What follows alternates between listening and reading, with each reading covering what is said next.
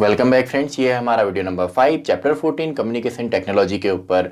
और इस वीडियो में हम डिस्कस करेंगे network protocols and mobile technologies के बारे में। तो सबसे पहले नेटवर्क प्रोटोकॉल या सिंपली प्रोटोकॉल होता क्या है।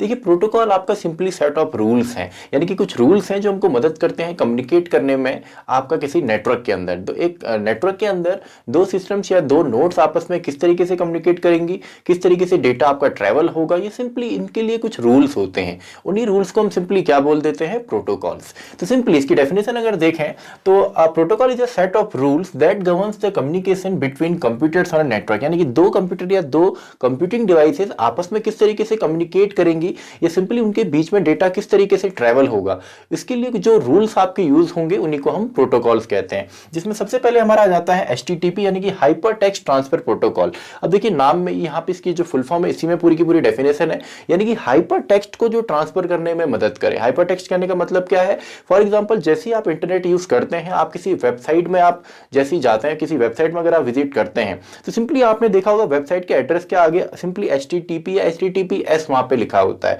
इनमें डिफरेंस सिंपली क्या होता है, HTTP आपका नॉर्मल हाइपर टेक्स्ट को ट्रांसफर करने के काम आता है, जो HTTPS है ये आपका सिंपली एस यहाँ पे डिनोट करता है कि आपकी वेबसाइट मेनली आपके सिक्योर है, उसमें सिक्योरिटी ज्यादा है। फॉर एग्जांपल अगर आप किसी बैंक की वेबसाइट पे देखते हैं या किसी बड़ी वेबसाइट, फॉर एग्जांपल अमेजन है, गूगल है, वहां पे अगर आप देखते हैं तो वहां पे HTTPS आता है। और अगर जनरल कोई वेबसाइट है जिसमें सिक्योरिटीज नहीं है तो सिंपली वहां पे HTTP वहां पर आपको दिखता है। तो सिंपली HTTP है क्या, हाइपर टेक्स्ट ट्रांसफर प्रोटोकॉल, जो मेनली हाइपर टेक्स्ट को ट्रांसफर करने के काम आता है www पे, यानी कि वर्ल्ड वाइड वेब पे।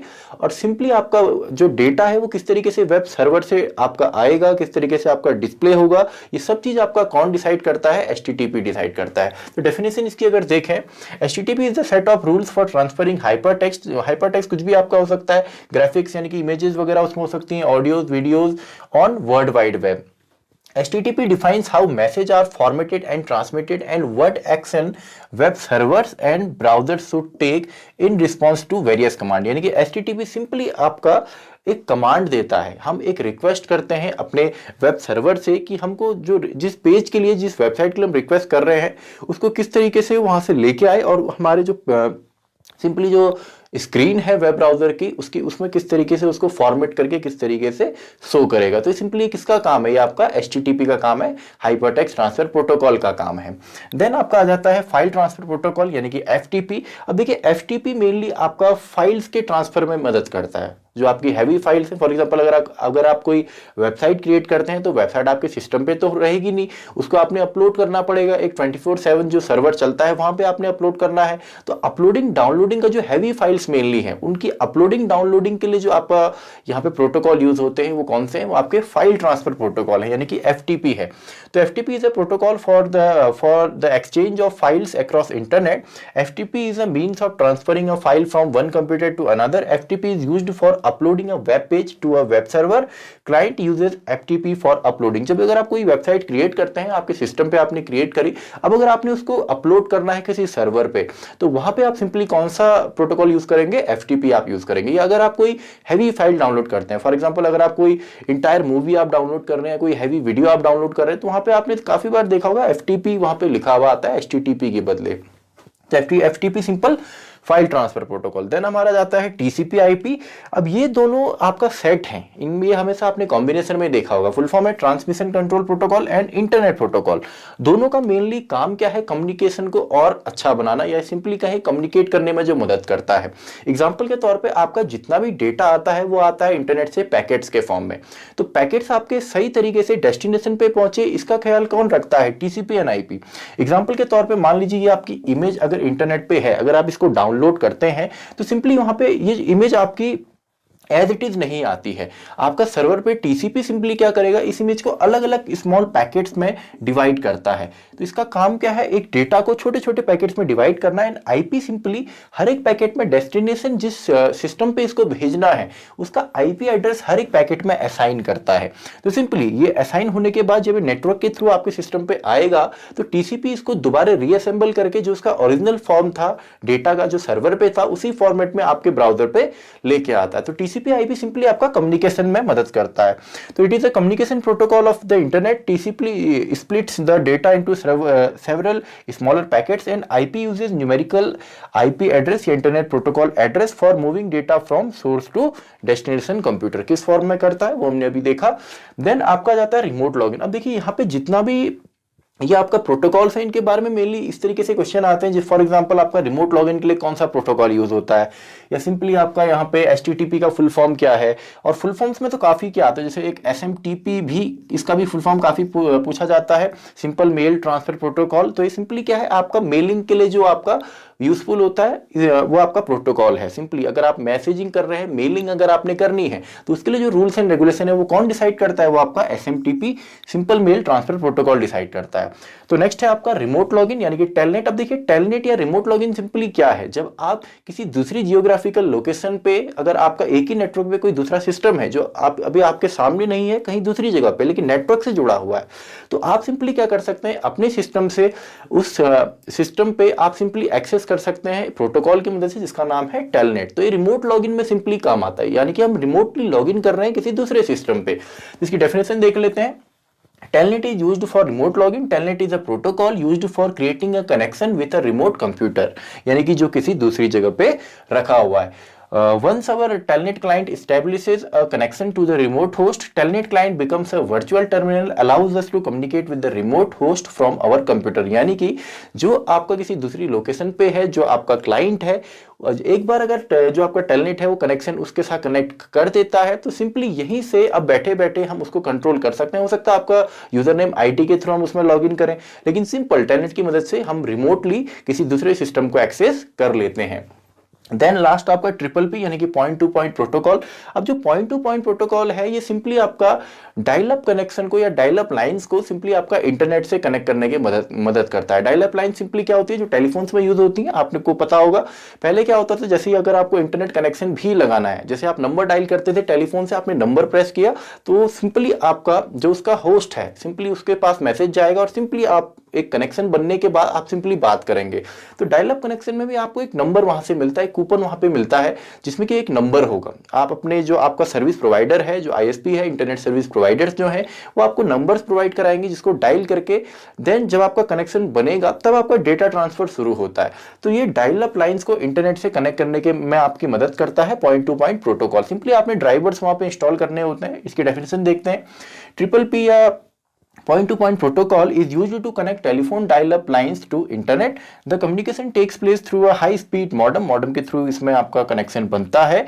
The user needs to install triple P drivers at the time creating a dial up connection, यानी कि डायल अप कनेक्शन क्रिएट करते समय हमें ट्रिपल पी जो पॉइंट टू पॉइंट प्रोटोकॉल है इसके ड्राइवर सिंपली इंस्टॉल करने पड़ते हैं। तो ये तो सिंपली आपके क्या हो गए, नेटवर्क प्रोटोकॉल्स हो गए। अब हम देखते हैं कुछ मोबाइल टेक्नोलॉजीज के बारे में, जिसमें सबसे पहले हमारा आता है जीएसएम। अब देखिए मोबाइल कम्युनिकेशन के लिए जो मेनली टू टेक्नोलॉजी यूज होती है, भले वो जीएसएम हो या सीडीएमए हो, दोनों में जो मेन डिफरेंस है वो है पीपुल्स रीच का, कि उसको कितने लोग यूज करते हैं। और मेनली जो आपके जीएसएम है ये ज्यादा आपका यूज होती है, 75% जो लोग हैं वो जीएसएम को यूज करते हैं एंड 25% जो लोग हैं वो आपका सीडीएमए को यूज करते हैं। मेनली दोनों में डिफरेंस है वो सिक्योरिटी का है। आपका जो जीएसएम है वो लेस सिक्योर है मुकाबले आपके सीडीएमए के। अगर इसकी डेफिनेशन हम देखें और जितने भी टॉपिक्स यहाँ पे हैं ये आपका काफी बार इनकी या तो फुल फॉर्म पूछ ली जाती है एग्जाम के अंदर, या सिंपली 1 मार्क्स के क्वेश्चन में इनको पूछा जाता है। तो मेनली आपका जो जीएसएम है, global system for mobile communication, एक वर्ल्ड स्टैंडर्ड है डिजिटल सेलुलर कम्युनिकेशन के अंदर, और इसको एस्टेब्लिश किया गया था आपका यूरोप में मिड 1990s में। और इससे कनेक्ट होने के लिए सिंपली हमको एक सिम की जरूरत पड़ती है, सब्सक्राइबर्स आइडेंटिटी मॉड्यूल। और इसकी जो सिम है ये अगर आप किसी भी कंट्री में जाते हैं, अगर वहां पे स्टैंडर्ड है जीएसएम का, तो सिंपली आपके जो आईएसपीज होते हैं या टेलीकॉम जो कंपनीज हैं जो सिम वगैरह प्रोवाइड कराती हैं, आप उसकी सिम लेके सिंपली अपने फोन में इंसर्ट करके जीएसएम यूज कर सकते हैं। लेकिन जो आपका सीडीएमए है इसके अंदर आपका सिंपली क्या होता है, इसमें जो सिम है एंड जो सेलफोन है वो आपका सेम कंपनी का होता है, उसमें आप कोई भी सिम किसी दूसरे सेलफोन में इंसर्ट नहीं कर सकते। तो मेनली इसका जो फुल फॉर्म है वो है कोड डिवीजन मल्टीपल एक्सेस, और ये मेनली मिलिट्री पर्पस के लिए इसको इंट्रोड्यूस किया गया था। वर्ल्ड वॉर 2 के दौरान इसको इंट्रोड्यूस किया गया था। और ये भी सिम कार्ड यूज करता है, लेकिन मोबाइल फोन और सिम कार्ड सेम कंपनी का है। फॉर एग्जाम्पल अगर आप बीएसएनएल का सिम कार्ड यूज कर रहे हैं तो सेलफोन भी आपको बीएसएनएल का ही यूज करना पड़ेगा आपका सीडीएमए के अंदर। और ये काफी फास्ट है और ज़्यादा सिक्योर भी है, क्योंकि इसमें जो डेटा है वो मल्टीपल ट्रांजिस्टर से सेंड किया जाता है, ट्रांसमीटर से सेंड किया जाता है, लेकिन इसमें आपका नैरो बैंड TDMA का जो है सिंपली इसमें GSM में यूज़ होता है। तो ये ज़्यादा सिक्योर है और ये 25% पॉपुलेशन यूज़ करती है और मेनली ये जो है ये 75% यूज होता है। देन आपका आ जाता है WLL यानी कि वायरलेस लोकल लूप। इसका जो मेन काम है ये है वॉइस क्वालिटी जो है उसको और अच्छा करना। जैसा आपका विथ वायर होता है, जैसा आपका केबल्स के थ्रू वॉइस क्वालिटी आती है, उसी तरीके से अगर हमको वायरलेसली क्वालिटी और सुधारनी है तो उसके लिए हम WLL को यूज करते हैं, wireless local loop. It is design to provide voice quality as good as wired phone. It uses radio signal, mainly radio signal का यूज करती है अपना कम्युनिकेट करने के लिए।